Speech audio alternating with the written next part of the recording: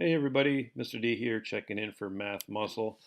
This video is going to explore finding a vector that's perpendicular to a known vector.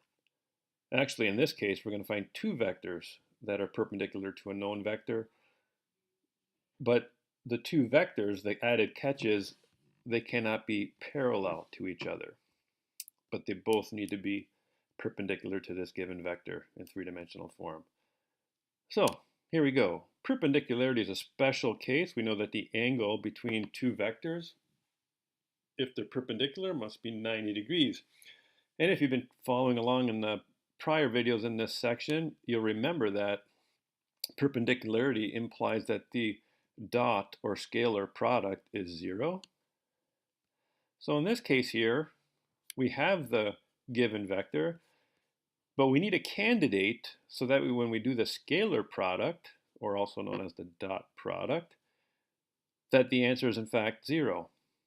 Well, there's an infinite number of possibilities for x, y, and z that would provide the dot or scalar product equal to 0. We just have to find two. And then ultimately find two that are not parallel to each other. So let's start with finding one vector first that is perpendicular to this given vector. So what we need to do is pick candidates or possible numbers for x, y, or yz, or xz for any two, in other words, of those components. And it doesn't matter what you select. But I'm going to pick two values randomly for any two of these. And I think I picked x equals 1 and y equals 1. The only one, you can't really pick 0 for each. That's the only caveat. But you can pick any two other values for x and y and then solve for z using the Cartesian version of the scalar product given in the formula booklet. So in other words, here we go.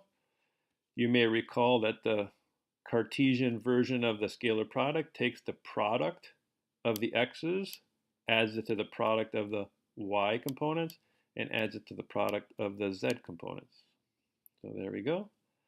And then we're going to solve using order of operations, and we get z is equal to 3. So that means 1, 2, 3 vector is perpendicular to 1, 2, negative 1. And you can simply try and check it out by multiplying 1 times 1, which is 1, adding 1 times 2, which is 2. So now, so far, we have a sum of 1 plus 2 is 3.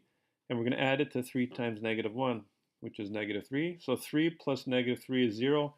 So we know for sure that this vector that we found is in fact perpendicular to the given vector. Now, if we wanted to find any vector that is not 1, 1, 3, but is perpendicular to the given vector, we can simply find any scalar multiple of this. In other words, 2, 2, 6, or negative 1, negative 3, etc. But the problem, and those would all be perpendicular to this vector. The problem with doing that is you may recall that the question said, find any two vectors which are not parallel. So that's an important distinction. So we have to go about finding another vector that is not parallel to the one we just found. So that means we have to go through this process again, picking two other random values for x, y, or z, but they cannot be scalar multiples. So in other words, we're going to pick x equals, let's say, 2 and y equals 1. So that'll give us a totally different vector than the one that we found, 1, 1, 3, because we're starting out with 2 and 1 here. And then we're going to find what the z value has to be. So we're going to go about doing the Cartesian dot or scalar product, and we get z is equal to 4. So therefore 2, 1, 4 is perpendicular to the given vector as well, and it's not parallel to the other vector that we found earlier. So there you have it. I hope you like this video on perpendicular vectors. Stay tuned to more content from Math Muscle.